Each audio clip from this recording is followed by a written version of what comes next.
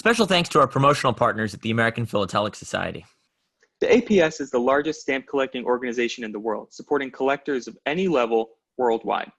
For more information about membership and APS services, visit stamps.org. I'm Charles Epting from H.R. Harmer in New York City. I'm Michael Cortese of NobleSpirit in Pittsfield, New Hampshire.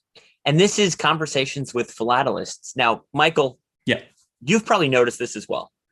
Maybe. You cannot post anything on Twitter can't. without learning so much more than you ever expected to about the item. So if I post a cover, just a haphazard cover, hey, there's a fancy cancel on it, within minutes it feels, I have the addressee's life story, what they had for breakfast, where they went to school, their kids' names, their grand. It's incredible that this research is done so quickly by Stamp Den, is how we knew him for a while. But his actual name is Peter Congreve. So he studies philately as a social historian. He's had articles in the AP, and he does these incredible long Twitter threads where he'll pick a cover or pick a postcard and then just research the addressee and who sent it. It's everything you didn't know that you wanted to know about the people involved in the mail. Again, so often I'm focused on the rate or the cancel or the stamp or something. And then he just puts it in this whole other context. So we've never actually spoken to Peter. No. We're used to, again, we see him on Twitter almost every day or in the YouTube comments or whatnot. So I'm really excited to get the chance to talk to him. And I think you mentioned he even had a little show and tell for us. So I'm very much looking forward to this. Yeah, I'm looking forward to it also. So without further ado, let's bring him in. Let's bring him in. Hey, Peter. Hi. Hello. Lovely Thank to you meet you. Great to meet you as well. It's strange talking to you after all the Twitter interactions and whatnot. It's fun to put a face behind the handle. Yeah. Yes, can't help feeling a little bit nervous. This end of the interview spectrum. It's usually me on the other end of these types of things. So, no, thank you so much. No, I don't. Yeah, don't be. I mean, you've watched Conversations with Philatelist before. There's no reason to be nervous, obviously. No, again, thank you for joining us. You know, for those who maybe only know you from Twitter, can you give a little bit of your background, how you got involved in the hobby, and you know what your specific interests are, what draws you to conduct the sort of research that you do? Okay, well, I suppose my journey was set in motion probably about 100 years ago with my grandfather. My grandfather was a lifelong collector, and when he was born in India and spent much of his life, first half of his life in India, and while he was there, he was a collector of Indian state stamps. And it was only actually after he died that I discovered that he'd written several philatelic articles on the stamps of India, specifically Bhavani, Eyre, and Kishanga. And I apologize immensely to anyone who's offended by my awful pronunciation of those place names. But eventually he left India and the collection was sold, and and the family ended up in Australia. And I subsequently came onto the scene. And although my father had been a childhood collector, it was my grandfather who introduced me essentially to the hobby. And at that time, when I was sort of growing up, he was now collecting bird stamps. He was a keen ornithologist, helped establish one of Australia's first bird observatories. And so when he died in 2005, I inherited about 20 albums containing purely bird stamps. But for me, I had dipped in and out of the hobby quite a lot. And I think it was because, for me personally, I hadn't found exactly what it is or where I wanted to be within the hobby. I knew I loved the hobby. I knew that I was passionate about stamps, but I hadn't found my niche yet.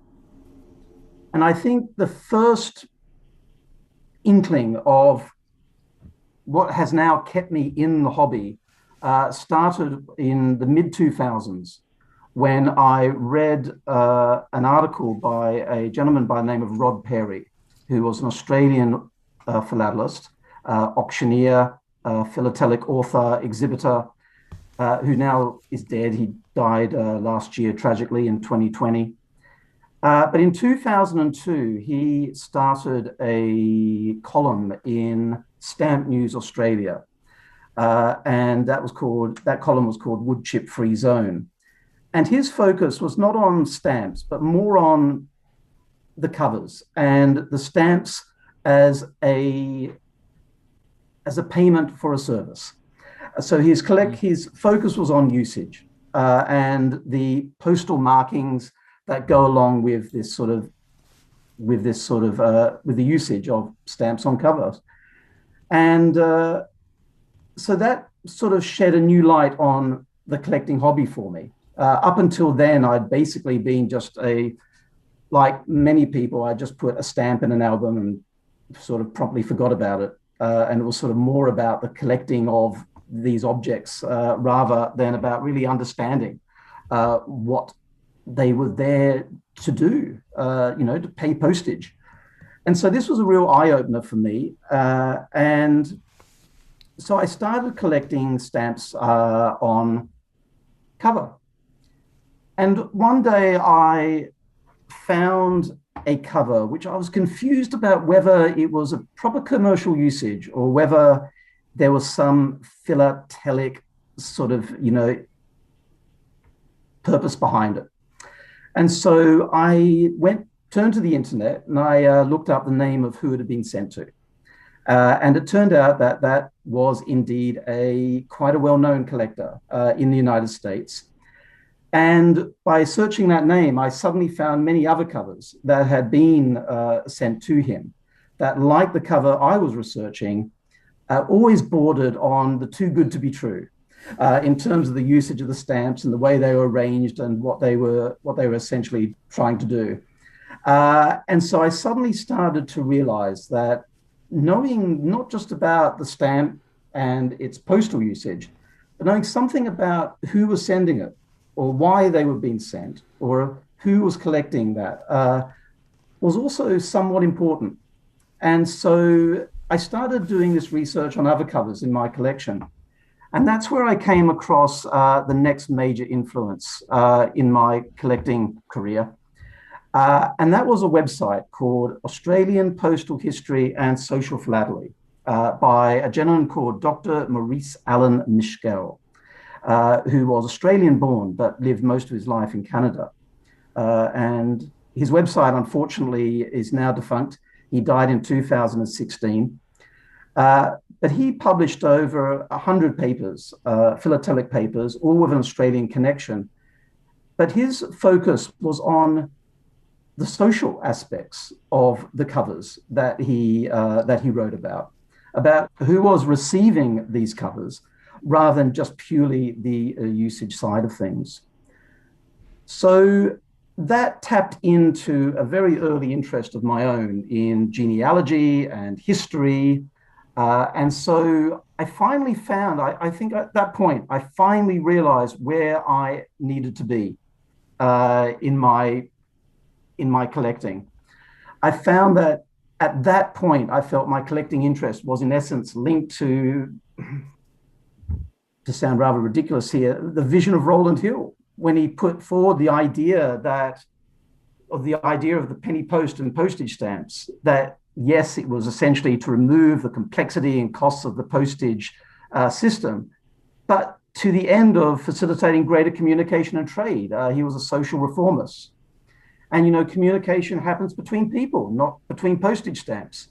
So when we're holding a cover, we're holding a piece of historic primary source social documentation that has the capacity to tell us something about the people involved, the social and cultural period in which they lived, and perhaps something about us. And quite often, social histories tend to be limited by virtue of the material that's available to the famous and the infamous. So it tends to be, social histories tend to be naturally skewed in that direction. but through letters and covers and postcards, it allows us to, I think, reconstruct the lives of those who are not any of those things, famous or infamous. It allows the stories of, for want of a better term, the common man, to be heard again. And so that was really my fascination, and what has now kept me in the hobby after dipping in and out so many times over my life. It's kept me in there. But, don't get me wrong, I love stamps. I collect them. My focus is on Japanese stamps, especially the Showa period, the 1960s. But if the stamps are, the flowers of philately, then the covers are the gardens. They're a rich ecosystem, where everything is interconnected. And, researching them, it often feels like a case study in the butterfly effect, which is that idea that small things can have non-linear impacts on a complex system. But anyway, I hope I answered your question. Absolutely. Yeah. I feel like we've touched upon that topic talking to people a couple of times, but we've never really dived into it on how to kind of get the research side, or people who are looking at things as purely a history and research of individual societies and people and everything, and philatelists together. And I feel like you're kind of connecting the two there. Do you ever submit any of your findings to people who are creating research journals or historians or anything like that? I don't. I've sort of explored different ways of, getting my research out there. Mm-hmm. One of those ways has been through the use of stamp forums, through blogs, newsletters. But I tend to be a terrible blogger. I tend to find that work and life tends to get in the way of doing that regularly. And so I go for these long periods of not doing anything. And then, it's been difficult. And actually, that's where I ended up in Twitter. Yeah, I was going to ask about that next. Yeah, because one of the things I find about Twitter is when you're putting information like this on a stamp forum or through a blog, you tend to be connecting to people who are basically interested in stamps and stamp collecting. Mm-hmm. But when I turned to Twitter, I found that I was actually getting, likes and, responses from people beyond that traditional philatelic world. Yeah, it's a larger ecosystem. And so I had people who would send me a DM and say, "Oh, I'm this person's great grandson," or people who were, interested in some aspect of the information I was putting out there, because one of the things about Twitter is that it tends to be this sort of home to people of so many varied interests, mm-hmm. that any potential tweet could hit any person who may have a connection or a link to any aspect, not just the philatelic aspect, but maybe to the name of the place that you're writing about. And so I've found people who follow me who don't seem to be interested at all in philately, but who are interested in Australian history, because I do tend to focus a lot of my research on covers that have an Australian connection. Yeah. That sort of brings me to one of the things I wanted to ask, and something I assumed we'd talk about is, let's say you get a cover, whether it's from Australia or you see a picture of a cover on Twitter. What are the first steps for you? Where do you go first? Is it newspaper archives? Is it directories? Is it Google? What is the first line of attack when you get something new in your hands? So for me, because I tend to limit my my collecting area to Australia or the UK or the US, One of the first places I tend to go to is Family Search, which is a online genealogy database that was set up by the Seventh-day Adventists, I believe. And so I start there. I tend to find that if you go straight to Google and you put in a name, look, over time, there have been hundreds, thousands of people with similar names. And unless you can really pinpoint something specific about that individual, about where they were born, about the dates they were born or the dates they died, or about something specific to their work or to their interests, it's very hard, unless that person is famous, to be able to, to find them easily just by Googling their name. So I tend to start with a genealogical database. And that quite often yields some very interesting results. It can take you to information about where they were born, where they died, census information, every census period, where they were living, who their children were, who their wives were. And sometimes you have to come through this research obliquely. You have to come not through the individual you're trying to find's name, but through maybe a child's name or through a wife's name. Sometimes that can yield results that just directly searching their name does not. You also get directed to affiliated sites such as Find a Grave or Billion Graves, where you find information about them that users, maybe family members or people with a close connection to the family, have uploaded obituaries or information that they've managed to find over the years themselves. Usually the next stop after that is newspaper archives. I think in Australia and in the US, we're very lucky in that a lot of newspapers are archived and freely available online, whereas in many other places, they're often hidden behind a bit of a paywall. So finding contemporary articles that mention the individuals can often also yield very rich pickings. Especially as I tend to focus my studies on covers that are in the pre-decimal era. And so often before the Second World War, when a lot of newspapers of that period and earlier do tend to spend a lot of time focusing on people's social lives, where they, that John Bloggs is currently visiting his aunt from, Seattle and is expected to return in the next week. You tend to find a lot of focus on social events.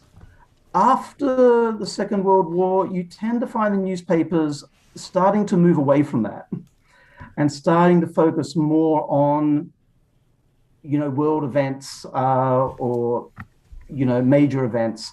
And focusing less on the lives of individuals. I'm not sure if that's a bad thing, actually, but it's certainly the newspapers provide a great source of material.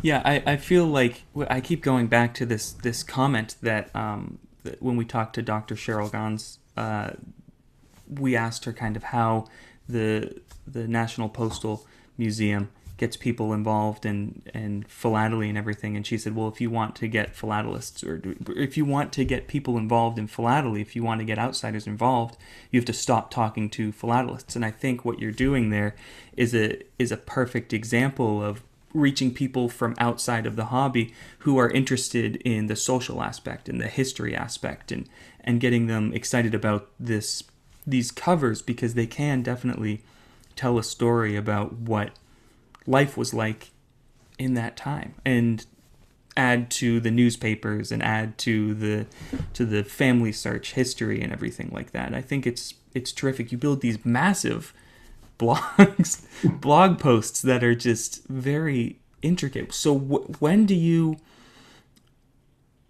this may be a bit of a strange question, but when do you know when to start and stop? So you pick a cover and you pick a person on the cover. Do you essentially cover the person's entire history? Do you cover it's more about the people than the travel route of the actual cover itself, correct?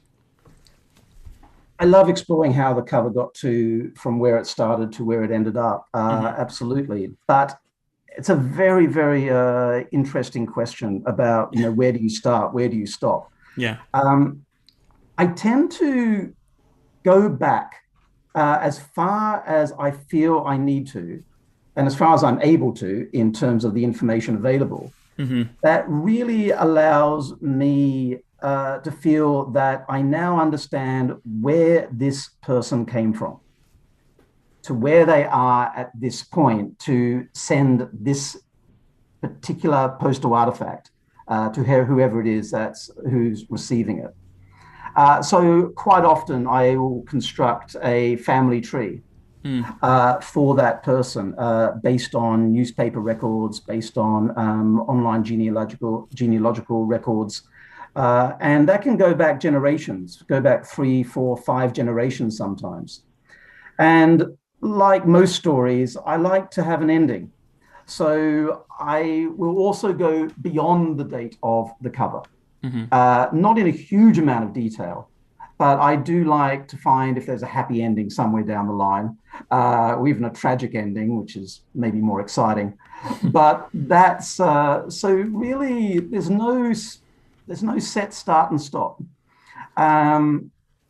It may even go beyond the lives of the people who actually sent the cover or received the cover. If that cover has had its own history that has gone beyond their lives to their children or even grandchildren or, down some other stream, then that's fair game as well. Something specific that I wanted to mention really quick that I'm fascinated by, and you talk about, getting people outside of the hobby involved and sort of stamps in their social context. I don't think people realize today the prevalence or prolific nature of slogan cancels, which is something that you post about a lot that I'm fascinated by because, whether it was an agricultural fair or the anniversary of a university or something like that, these slogan cancels were really sort of the town criers announcing news or announcing anniversaries or whatnot. And I suppose there's still some of that. And every year they put the Christmas cancel on U.S. mail or, support the NHS in the UK or whatnot. But the role of a slogan cancel has obviously shifted from something that was, again, sort of utilitarian, a way of spreading news, a way of conveying information to people. Can you talk about your interest in slogan cancels really quick? Because it's something that I personally love as well. To me, slogan cancels are an extension on this idea of a social document. I have a special interest in the short-term slogan cancels of Australia. And when I mean short-term, they can be cancels that were used for a matter of days, up to perhaps a month or more, but can be incredibly difficult to find and quite rare.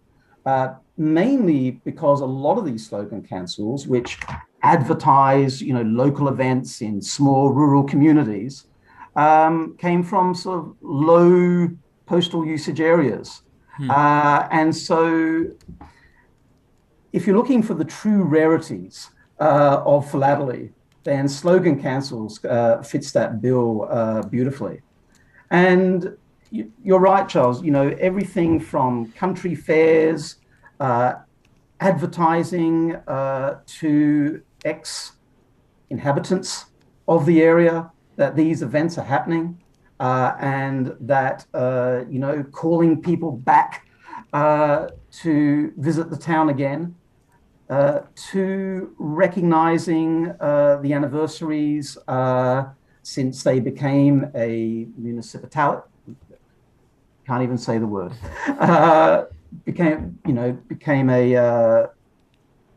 Developed a proper they became self-governed in a sense.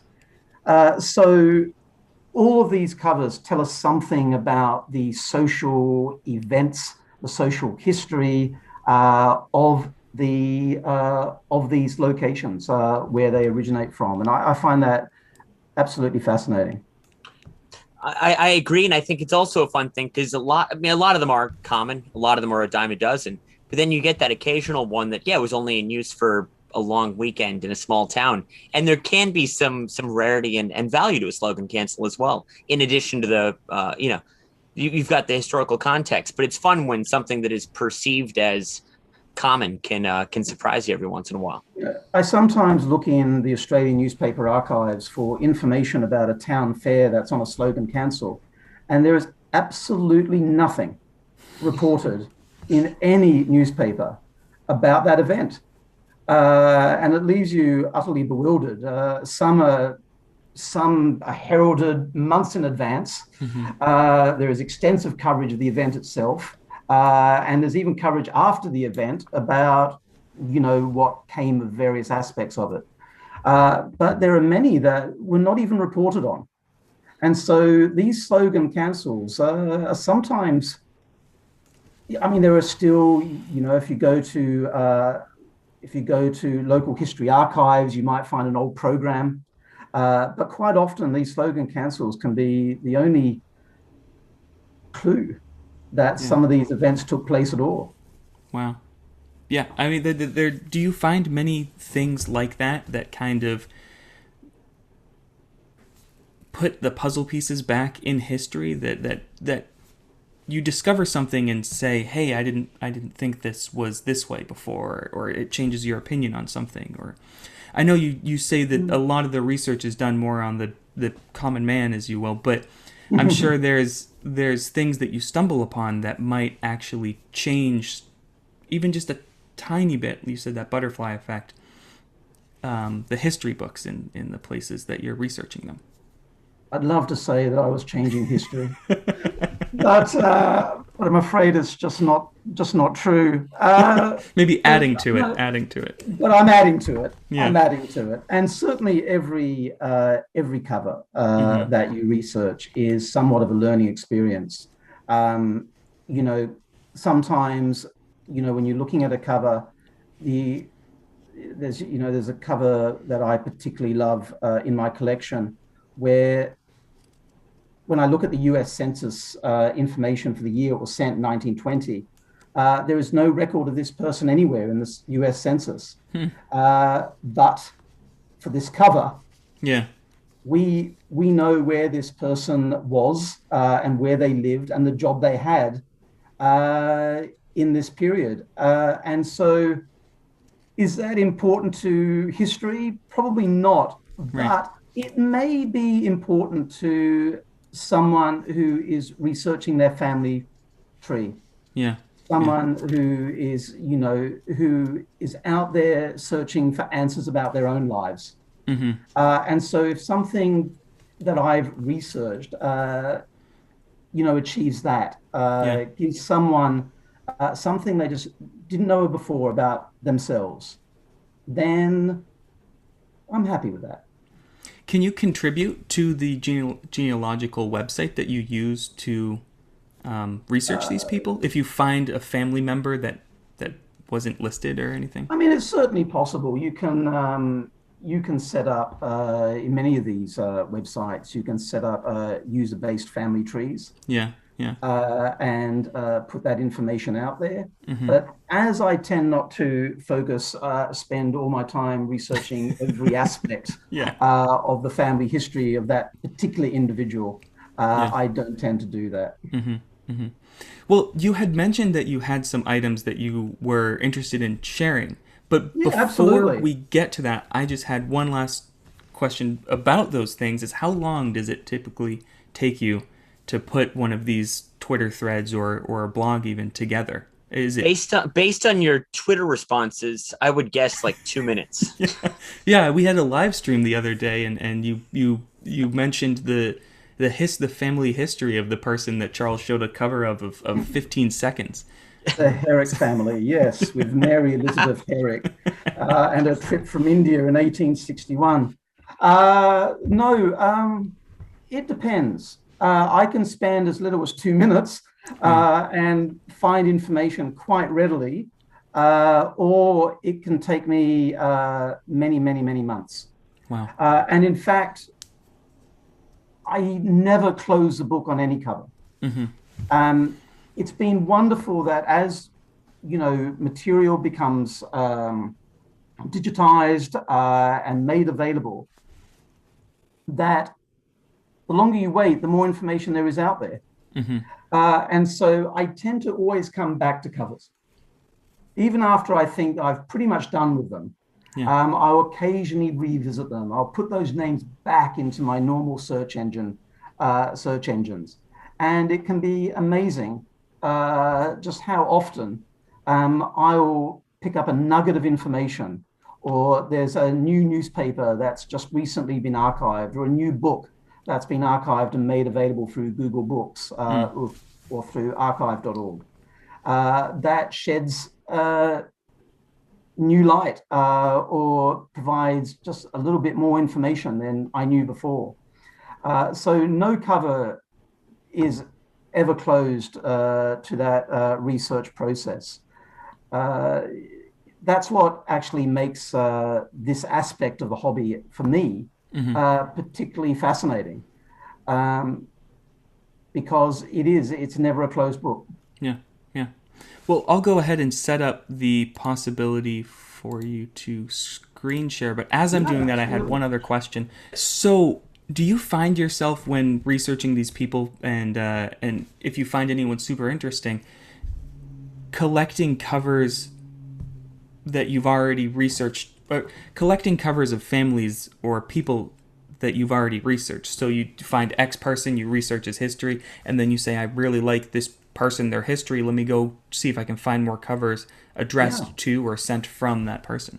Yeah, absolutely. Quite often you find that if covers still exist and they're still out there, then they're quite often not just a one-off. They can be, of course, but quite often they come from a family hoard of letters. And somehow, somewhere in their histories, they've been palmed off to relatives, or maybe sold and then broken up and on-sold. And so part of the fun actually is, yes, exactly that. Finding always, and I've got this sort of database in my head now of names. And so when I'm looking around and I see a name, it's that's connected. It feels like either no mail to somebody survived or a bunch of mail to somebody survived. Exactly. I feel like it would be rare that like only one letter to some. It's either part of this correspondence that miraculously survived, or it was just lost to time. So no, I do the same thing when there's a name that triggers a little memory in the back of your mind.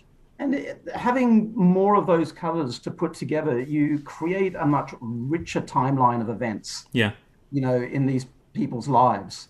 And there was one particular set of covers which I got over a period of time to a family called the Marchand family. And it was one cover that actually, in that collection, that finally, when I got it, suddenly made me realize why these covers had survived at all. Because it was a cover to the son of the individual who I'd been researching, from a stamp dealer. And this cover had been sent to this young 13-year-old boy during a typhoid epidemic in this small country, rural Australian town. And suddenly it clicked. That's why all these covers exist. This son who had, I don't know, maybe because he was stuck at home because of the typhoid fever that was raging and killing the people in the town around him, decided that, he'd become a stamp collector. And so he ended up preserving this rich history of the family's correspondence. Wow. That's a fantastic find. Well, we've heard so much about it. We'd love to see what you've got, if you don't mind sharing with us. Absolutely. Now, how do I do this? Okay, hang on. Okay. So this rather scruffy looking cover is addressed to Edward Newton, who was a noted ornithologist It's one of my collecting areas, the postal history of organized ornithology. Yeah. And it's addressed to him at Elvedon Hall in Thetford, which is on the Suffolk-Norfolk boundary in the UK. In 1850, sent from Cambridge, but no return address, unfortunately, and no name of the sender. It was quite a common practice during this time that when people would receive mail, they might write along the left edge of the front of the cover the name of the person who sent it and the date that it was either answered or received. For their own records. But for their own records, absolutely. Yeah. But nothing on this one. But when we lift up the back of the flat, we see this wonderful little addition to the letter that it once contained. And it says, I called on Saville today. The man who owns a swan is away and will not be back for a day or two. I fear there is little chance of getting its sternum, but I now almost doubt it's been anything than the colon. I have got from him a decent white-fronted goose's bone. Now, when we delve into Edward Newton's family history, what we quickly find out is his brother, Alfred Newton, was a student at Magdalen College at Cambridge between 1948 and 1952.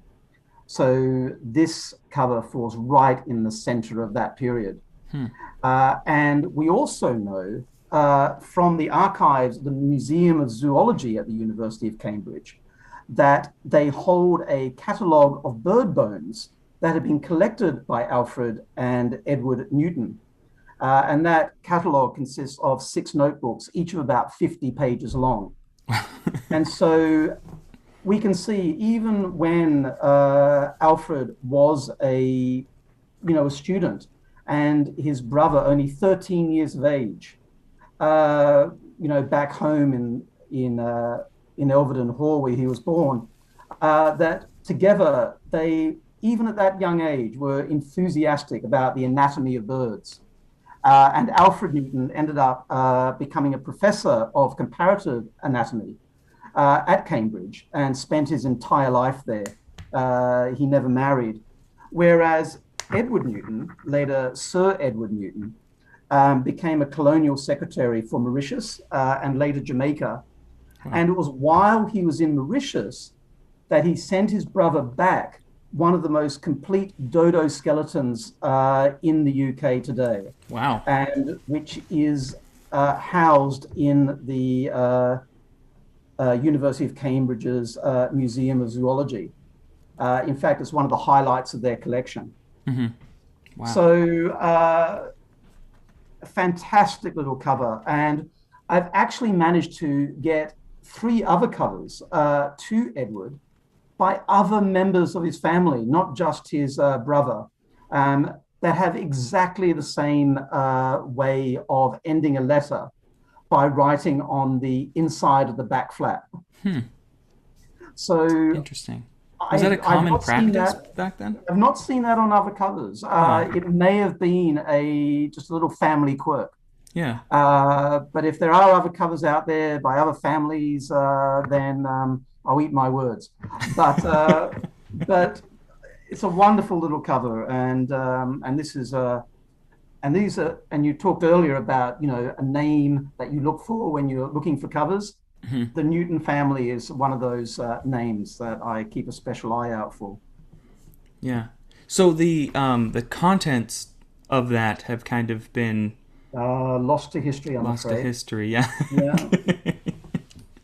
This is a set of 3 covers. Okay. 2 I managed to get at the same time. 1 I got many years later. Okay. But they're part of the same correspondence. They were written. There was correspondence between 2 sisters. Okay. And the sender of these letters, I talked earlier about the 1920 census and the missing individual. Yeah, yeah. This is her. This is Lottie Anderson. Okay. And she wrote in July of 1920 to her sister, Ingrid, in Australia, from this return address, 4931 Franklin Avenue. And that's a picture on your screen of that address. Mm-hmm. And it was the home of Philatelist. Now, Philatelist was the owner of the Broadway department store in Los Angeles.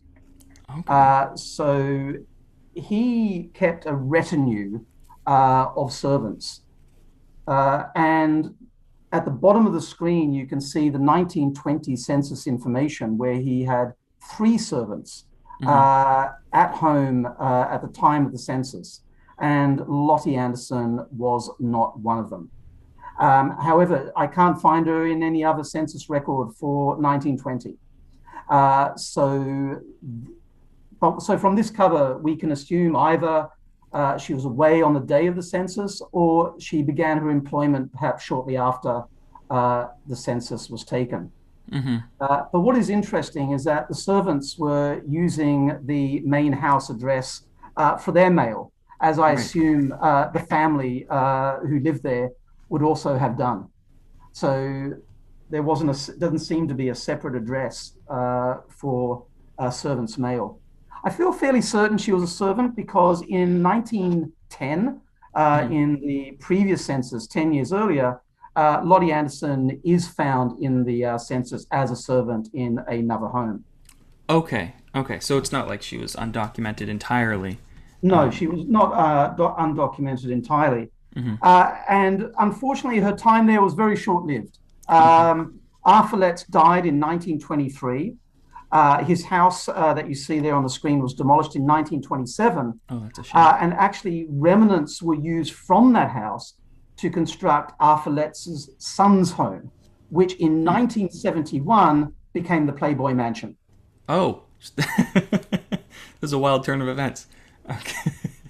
Now, one of the amazing things you can find when you're looking in the genealogical databases is you can find applications for passports. Mm-hmm.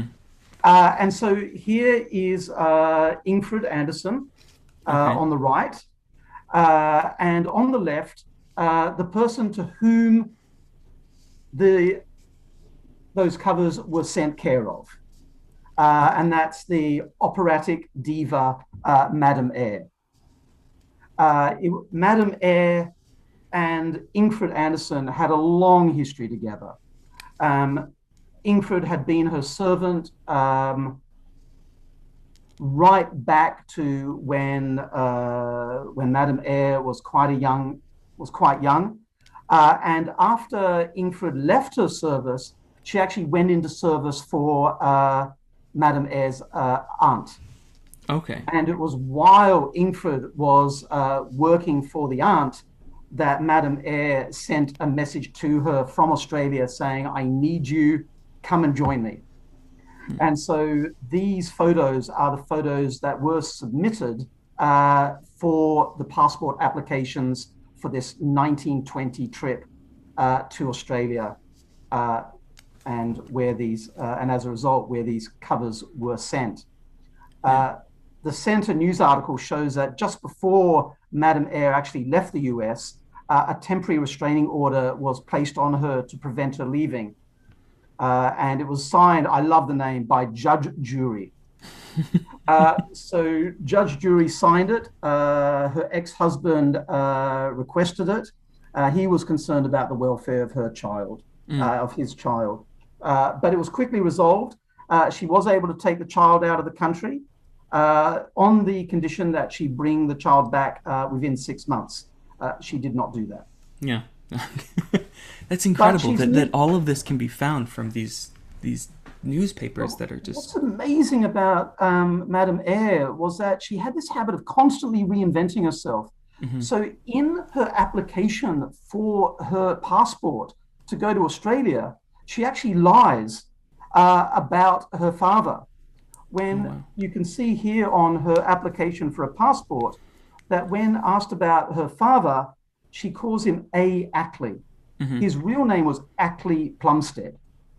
So what the A for A. Ackley stands for, I assume it's Ackley Ackley. So she lies about her father's name. She also lies about the fact that he is deceased. In fact, he was very much alive and living with Madame Eyre's aunt, his sister. And in the center of the screen there, you can see actually a few years later, he's actually extolling the health-giving benefits of Tanlac, the great elixir, saying that he's never been in better health. He didn't actually die until 1926, I believe. So why she lied about his death in her and about his name in her application for a passport, who knows? But again, it's an interesting insight into the fact that in these applications for a passport, there was probably very limited opportunity, pre-internet, for, centralized record systems, for the government to be able to confirm the details that were given to them. Right, yeah. If she intended on kind of not going missing, but not returning with the child, it would be more difficult to find her father if she gave a fake name and then said he was, so her kind of emergency contact there. Look, things I found out about this young lady, would fill a 1-hour podcast. That's incredible. 2 hours. It'd have to be serialized. But she was an amazing woman who constantly kept reinventing herself. This next cover, the John Hancock cover, again, it's a cover where there's no information about who sent it. Right. And so, again, we have to go into their personal history to really understand, where this came from and who sent it. But it's when you're researching covers like this, there are clues to be found everywhere. And in this one, we have the impression in the black sealing wax. Okay. We also have the circular date stamps. We have the fact that this is a mourning cover. And by piecing those clues together, what we quickly find is that the heraldic symbol, the initials WCH, and the family motto, "Let them talk," belonged to William, and I've just written it down somewhere so I won't forget, William Chapman Hewitson. Okay. And John Hancock and William Hewitson were great friends.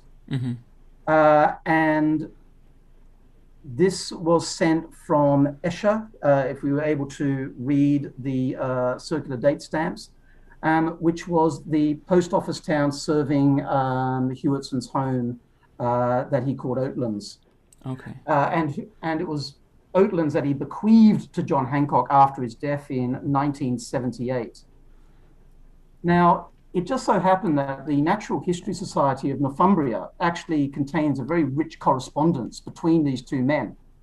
So when I learned that this was a letter passed between the two of them, I actually contacted the society, and their librarian did some research for me and found that there was only one cover that they had in their collection that was sent in the year that this cover was sent, 1854.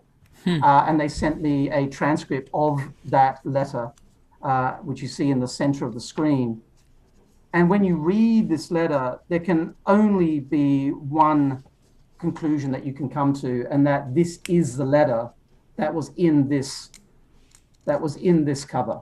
Wow. And it talks about the death of Hewitson's wife. They had been married only 7 months previously, before her death, aged 29 in January 1854. And in this letter of July 1854, he tells his dear friend John Hancock that he needs to leave his home for some time because everything that he looks at just reminds him of her. So it's quite an emotional letter. 167 years old now. But again, it's these social, delving into the social histories of these individuals that brings this sort of history to light. Yeah. And when I inquired further about how perhaps this cover had become divorced of this letter, I found that many, many, many years ago, they had sold off virtually all of their covers. The historians. And keeping the letters. Oh, okay. I was just about to ask if you were able to provide them with a scan then of the cover, but it sounds like they already had it. I did. No, I did. I sent them a scan of the cover. Yeah. And so they need, museums often need to fund their collections. And so collectors are out there willing to buy covers. And quite often for these museums, keeping the letters is seen as being more important than perhaps keeping the cover, which can be sold off, which can, bring much needed funds to the museum. Yeah, and it seems that this is what happened in this case, and it's just wonderful to be able to read the letter. Yeah, that was once enclosed in this cover. Can I interject a quick story regarding that? The selling off of assets. Yeah. There's one of the American provisional stamps from Millbury, Massachusetts. I think there's 8 known covers, one of which was in the American Antiquarian Society archives. It had been donated to them in, I think, the 1880s. So for 100 years, it had sat in the archives. And one of the Millbury covers came up for sale in the Will Brothers sale in 1989. A gentleman named John Boker, one of the greatest collectors of all time, failed to purchase it at auction. He was the underbidder. He was very frustrated, and he had sort of regret for not bidding higher after the sale. So he called up the American Antiquarian Society and convinced them to sell him their copy of the Millbury cover. So it had sat in an archive for over 100 years. And out of frustration with the auction results, he just went and bought this one, which I think ruffled a lot of feathers that they didn't at least put it up for auction to try and get top dollar. But he must have made them an offer that they just couldn't refuse. So it's interesting. And I believe they kept the contents as well. So it's interesting how the contents are what these repositories crave so badly. Yeah, absolutely. And if we got time for one more? Oh, yeah, absolutely. This cover, which I like to call the Miller cover, was sent to Miss Suzanne Dubois in Rose Bay, New South Wales, a suburb of Sydney, Australia, in 1946. And it's a fascinating cover, not only because it's a rare example of a voiceograph cover. Unfortunately, the record that it once contained is long gone, but it's got a fascinating history behind it. And earlier you were asking me, how far back do you go? Yeah. Or how do you know where to start or where to stop? This is one of those examples where I'm going to prove to you that you can go a long way back. But it's also proof of one of those covers where there is still a lot to learn and a lot to discover. So this is Fullerton Miller. His full name was Albert Fullerton Miller. This photograph of him on a passport for a trip to Latin America was actually from 1946, the same year that he sent this cover. So again, we have a contemporary image of the sender of the cover to go with the cover itself. Now, he was an executive with the Central Ohio Paper Company. And you can see that on the Prexes, the Perfins, COP, that are attached to the cover, and the address from which it was sent on Commonwealth Park North in Bexley, Ohio, is also pictured there. And I got this from Google Maps, and I see it's for sale. Okay. So there you go, a lovely looking home for anyone who's interested. And so it was very easy to find out a little bit about Albert Fullerton Miller. He's got a very rich historic record. it was also quite easy to find out a bit about the person who he was sending this voice message to via record. Suzanne was actually not at home when this letter arrived. She was actually in Tasmania at the time. She was attending the wedding of a relative. And that's a picture of her on the far left of this picture in her bride's gown outfit, where she was a bridesmaid at this wedding. And so she was there. And while she was there, she was shuffling around to different relatives. And these pictures next to the wedding photo, pictures of the people and the homes that this cover was redirected to each time. So it was first redirected from her home in Rose Bay to Mrs. O'Connor. And that's Mrs. O'Connor at the top of the screen, and that's her address, which funnily enough, in 1946, that same year, also hosted His Royal Highness, the Prince of, oh goodness, the gentleman who recently passed away. Albert? His name completely escapes me at the moment. Prince Philip. Oh, Philip. Prince Philip, then of Greece, who stayed with her at that home while he was on leave from the Royal Navy, and while they were stationed in Australia. She had royal connections. Wow. And then it was and then that cover was redirected again to the lady that you see at the bottom of the screen, and her full name was Lucilla Caroline Victoria Harrison, and that's her home in Norley, Longford. She was a Tasmanian state champion golfer and had won the Australian Ladies Amateur Golf Championship in 1913. But so this cover followed Suzanne around as she went from relative to relative to relative. And it was trying to figure out that family connection. How were all of these people related? That using contemporary records from newspapers and genealogical websites, that I was able to construct this family tree, which shows that all of these families are connected by going back 1, 2, 3, 4 generations. To Roderick O'Connor and James George Parker, who arrived in Tasmania on the same ship, the Ardent, on the 7th of May, 1824.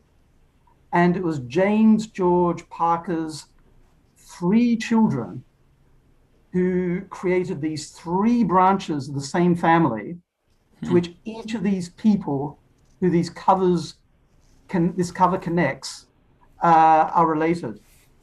So Suzanne was connected through James George's son, Charles Allen Parker. Diane Collins, whose wedding she attended, was connected through James George's daughter, Mary Ann Parker.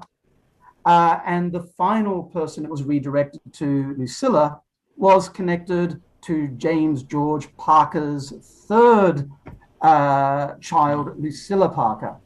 And so it's only by going back that many generations that you're able to make sense of the family links and connections that that had this cover traveling the breadth of Tasmania. And also, it just shows an incredible linkage at that time, that after 4 generations, that these different branches of the family were still in close contact with. And when Michael asked you earlier, how do you know how far back to go and how far forward to go? Here's one where, had you stopped a generation before, it would have looked like, 4 disconnected branches of family. And it's only by going back to the 1820s that you were able to tell the complete story. So that's a perfect illustration of that's crazy of knowing when to stop or when not to stop, I suppose. You have to go back to the 1820s to trace why a cover took the trip it did in 1946. Exactly right. Of course, Suzanne eventually went on and got married herself in 1947 to Lieutenant Commander Robert Clutterbuck, who was a lieutenant commander of submarines. And she went to live in the UK. They eventually came back to Australia. Oh, there's the videograph. But the mystery is, for me still, what is the connection between the gentleman who sent Suzanne this cover and sent Suzanne this recorded message on record? Yeah. And what is their connection? I've not been able to figure that out yet. All my research, I can't find any link between these two individuals. Interesting. At all. And so that's where the joy of these covers, and again, we were talking earlier about, when do you know when to stop? You just don't, because, there is still mysteries to be found. Yeah. There must have been some close connection that would have this recently divorced young paper company executive writing to, not writing, speaking, recording to this young single Australian girl, 20,000 kilometers away, and what that connection is, I just don't know. Wow. Wow. Well, I hope you are able to discover that. We're gonna have to touch base with you again once you piece this together. Yeah.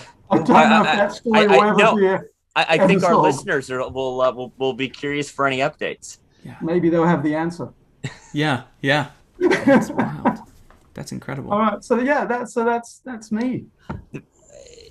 This has been one of the most interesting. I mean, I love, there's a lot of times where it's very much an involved conversation. Then there's other times, like when we spoke to Cheryl, like this, where I feel like Michael and I can just sort of sit back and enjoy, which is nice to not be in the driver's seat for once. So I feel like this was this is as enjoyable for me as I hope it is for all of our listeners, because I just loved this.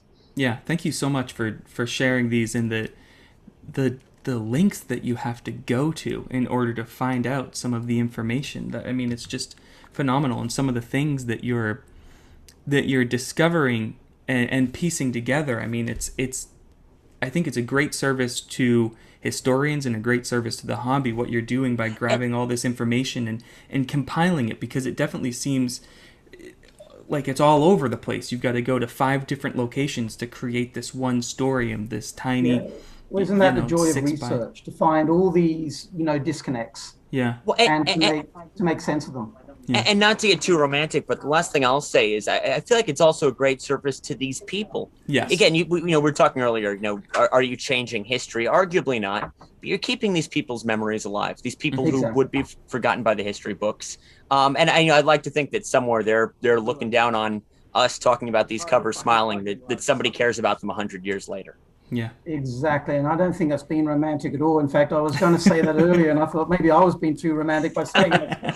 So I sort of kept that one back. But I'm glad you said that, because it's exactly right. They deserve it. They took the time to write these letters. They took the time to record these records. We owe it to them to keep a little piece of them alive.